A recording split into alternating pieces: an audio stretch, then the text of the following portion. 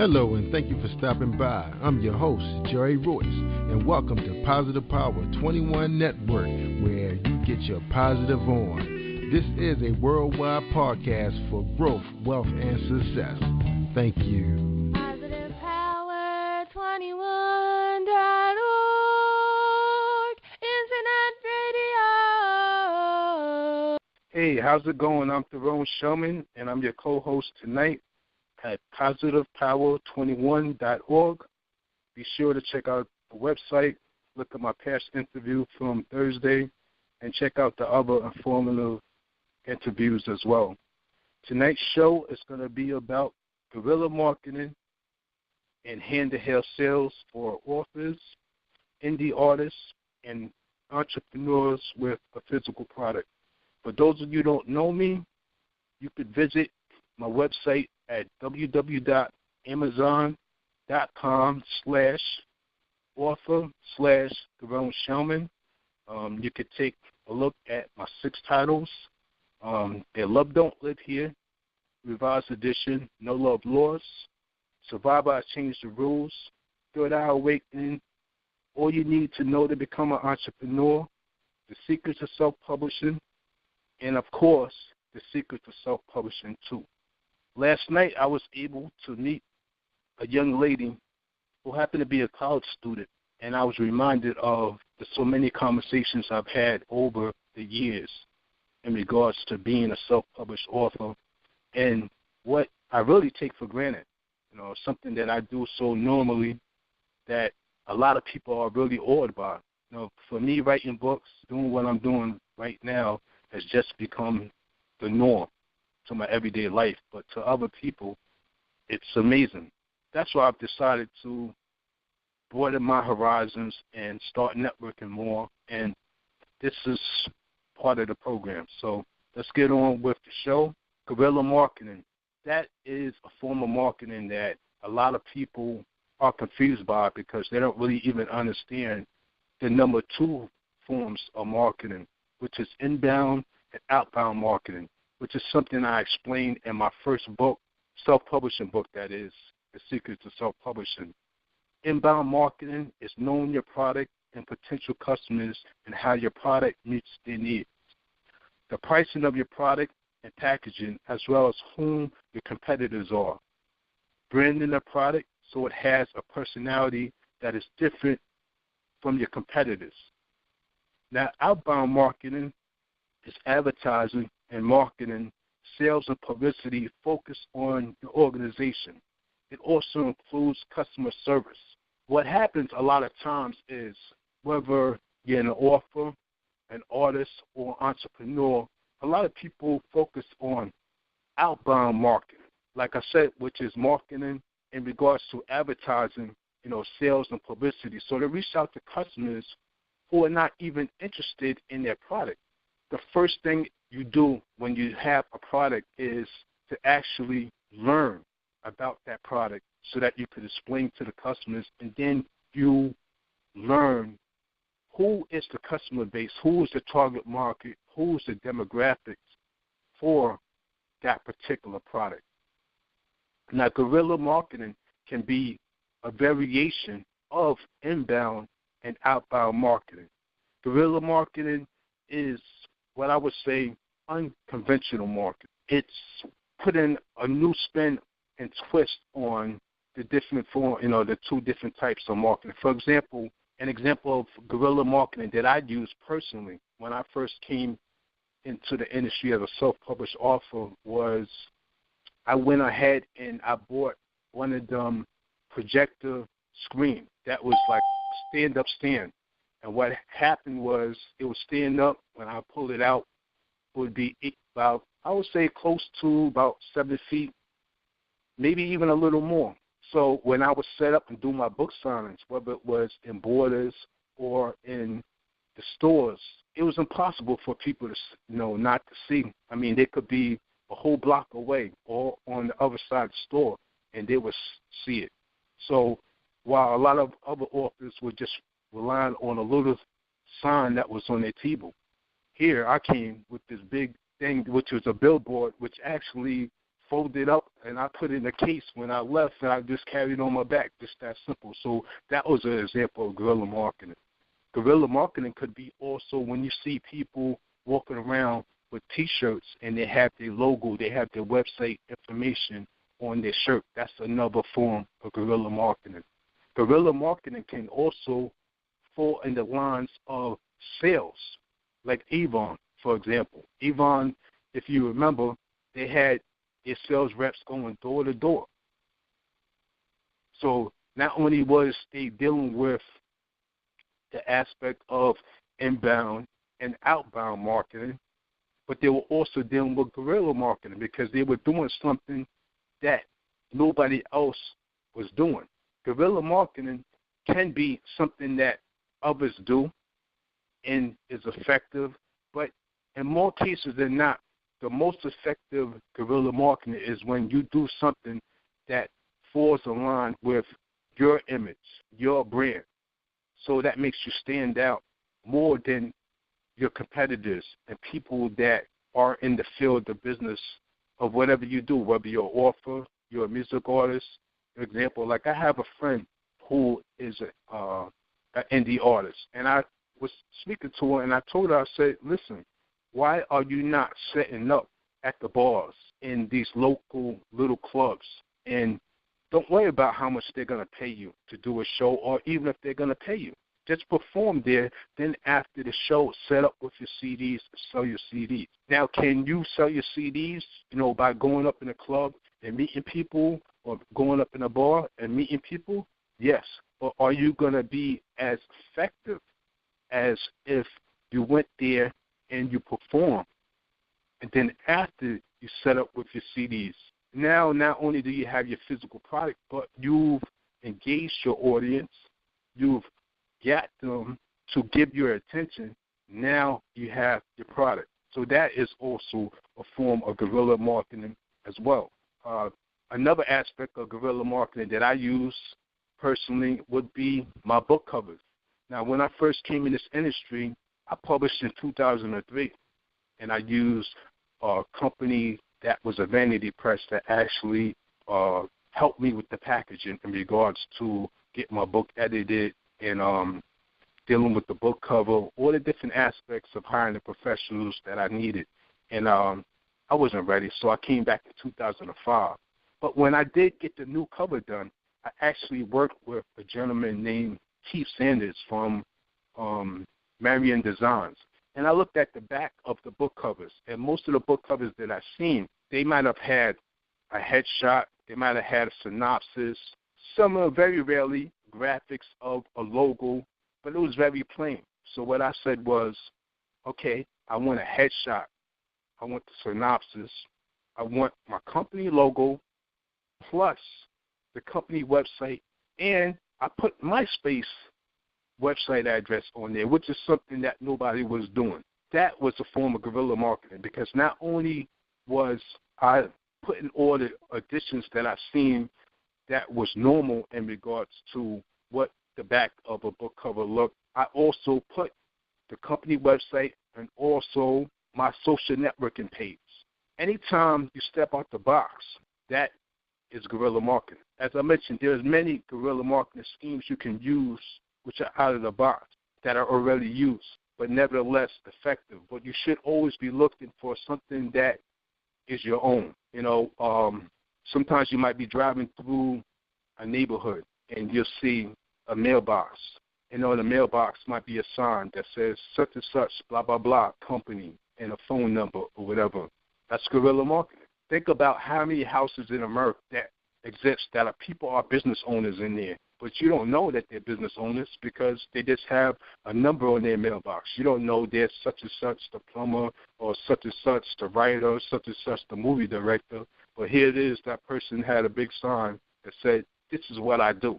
So that in turn separates them from XYZ amount of plumbers.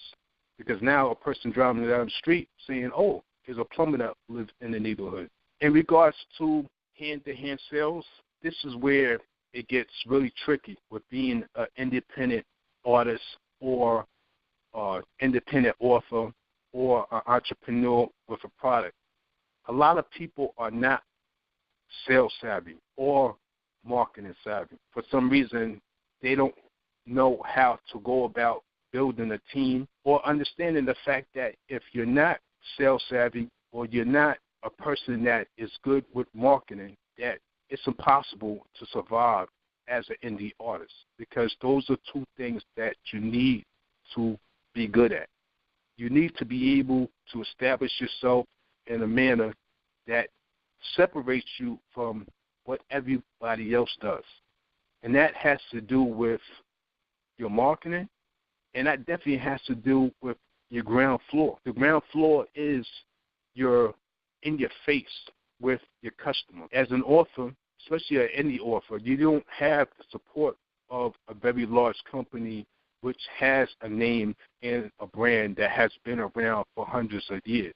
So you're going to have to do the things that they don't necessarily have to do. They don't have to set up at festivals. They don't have to be out in the streets.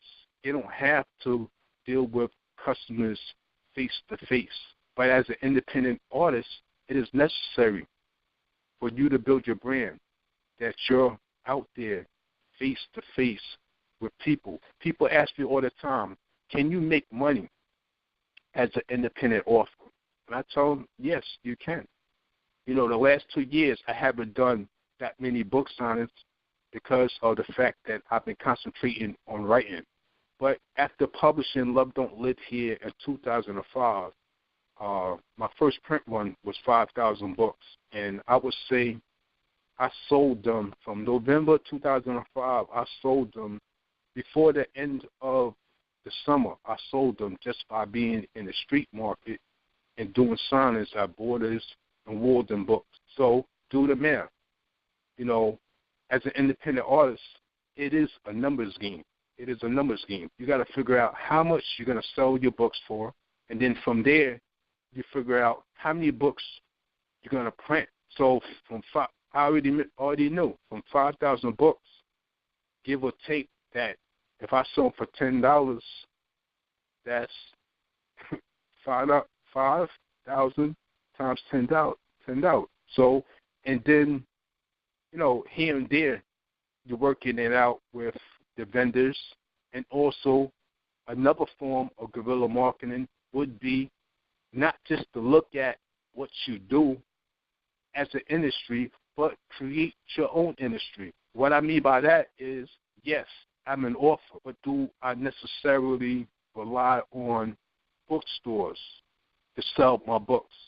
No. Anybody that knows me knows I had my distribution deals to Borders and Barnes and Noble, but outside of that, for the most part, I really didn't deal with bookstores.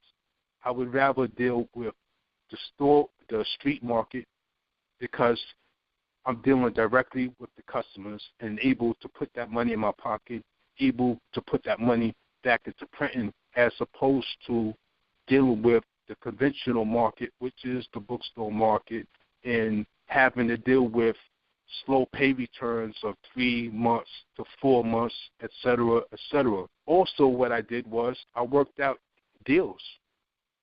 I would go to, if there's a neighborhood store, a Jamaican store, or a chicken spot, or whatever, if I could stock books in there, I would do it.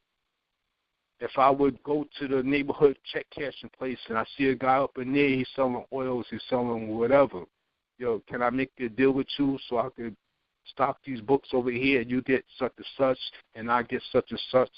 Wherever I could get in to fit in, I would do it. And then I would do festivals.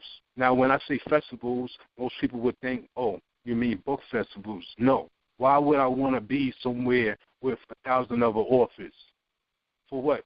You got some authors selling their books for $5, $6. Now I got to compete and downgrade my product to compete with them. No, I don't even do that. I go where I don't see other authors at.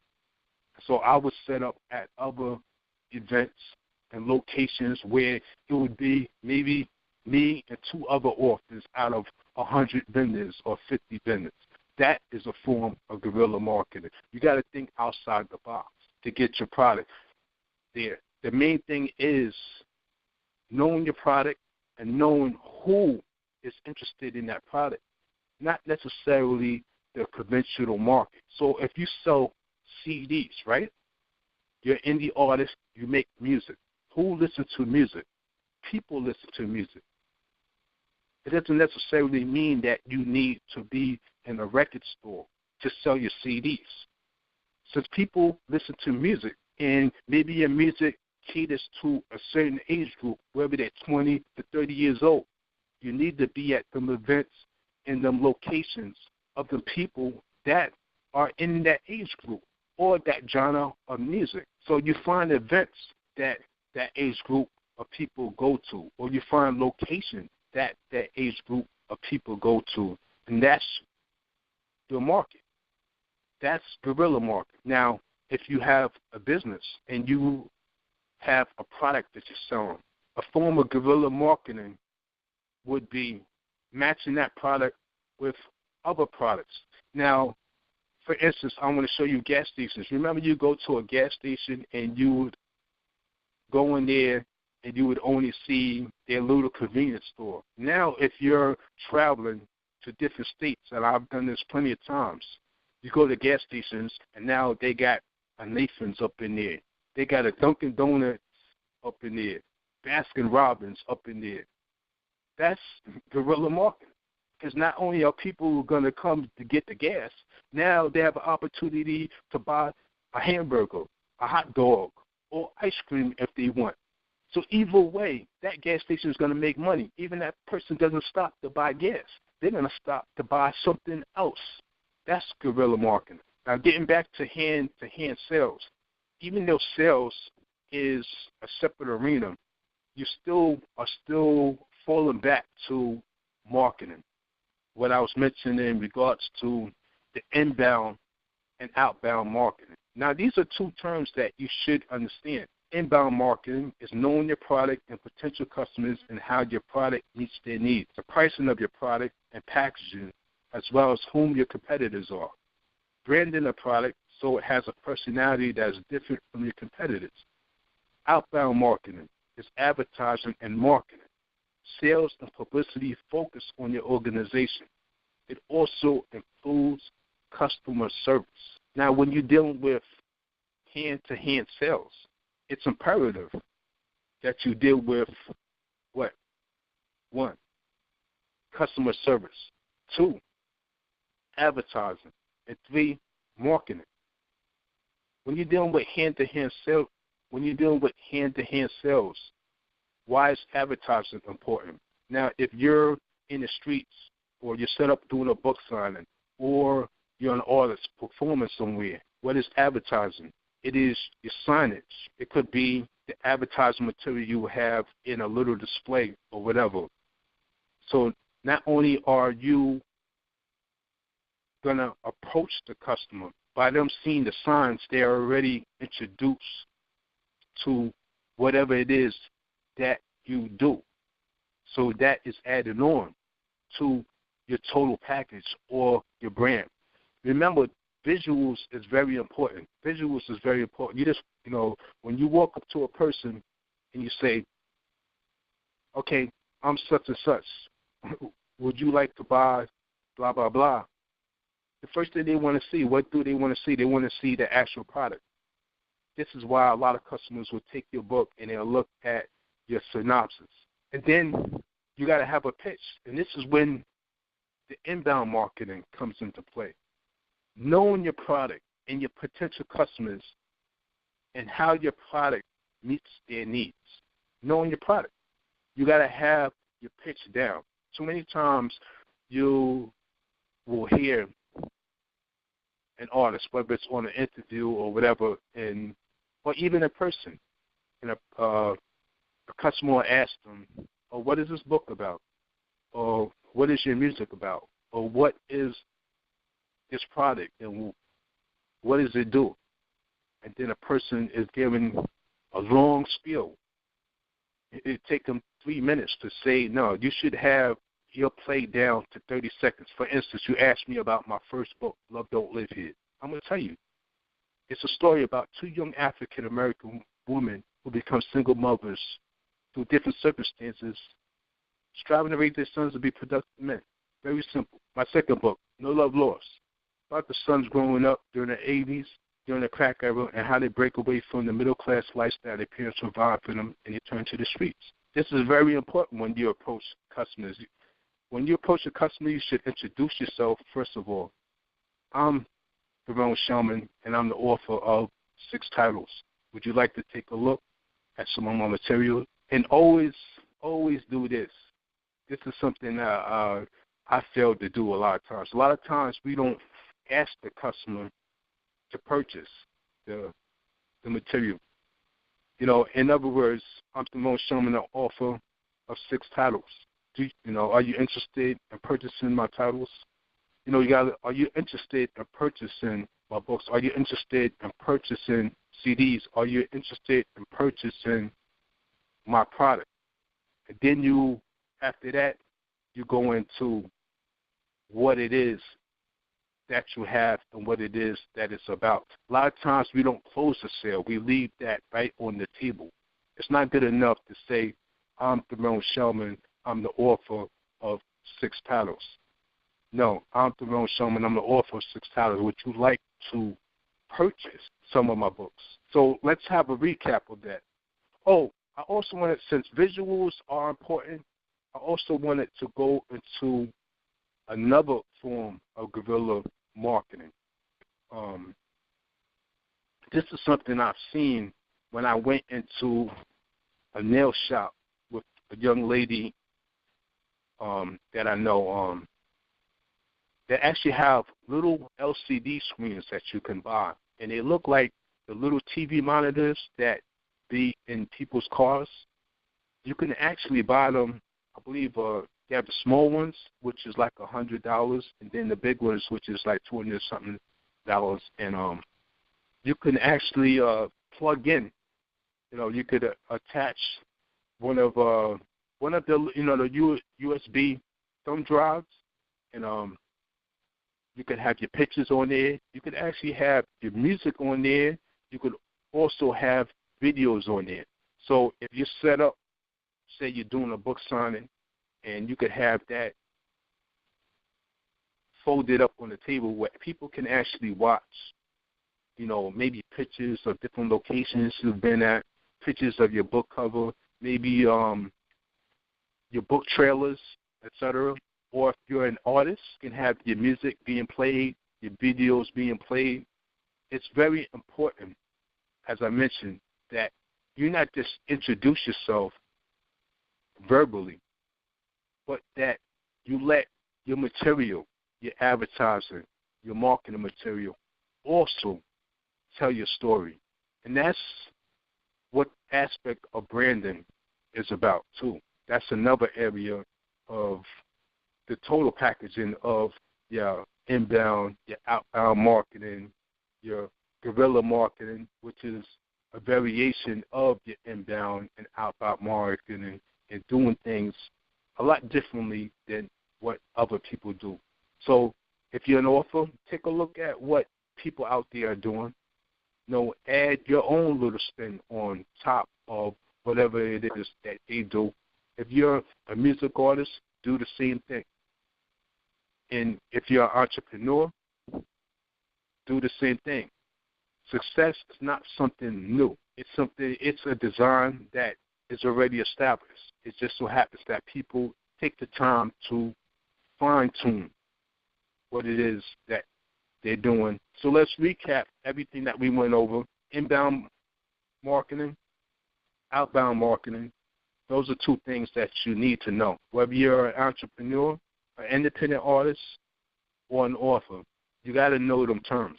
And unfortunately, a lot of people don't know the terms. We get caught up in just being an artist. But let me put it out there and be very direct. Being an artist is just 10% of what you do. 90% of what you do is striving to get whatever it is that is inside you to the point of it being not just acceptable to people, but for them to be interested in it. The fact that you're a writer, the fact that you're an indie artist, the fact that you're an entrepreneur is a dime a dozen. There's 500,000 books that come out every year. And you could go everywhere and see a rapper, somebody who wants to be a rapper, somebody that wants to be a singer. There's 1,000,001 pizza shops, Chinese shops, bodegas, delis, whatever. But what is it that separates what you do from what someone else does? And the only way people are going to understand that is if you understand the concept of inbound and outbound marketing and develop your own technique in regards to guerrilla marketing, which is a variation of your inbound and outbound marketing. You know, one of the things I told myself that I'm going to do this summer is wear my own T-shirts. You know, every T-shirt that I wear this summer is either going to be about my book or about the services I provide. If I'm going to spend money on clothes, I told myself, if I'm going to spend money on clothes, then I'm going to get something out of it. I'm not going to put anybody's name out there or whatever to promote them. When I'm trying to build my business, my brand, if somebody's going to look at a name on my shirt, it's going to be my name. It's not going to be somebody else's name. That's what I told myself. And that's guerrilla marketing right there. For your authors, there's 1,000,001 things that you can do with your books.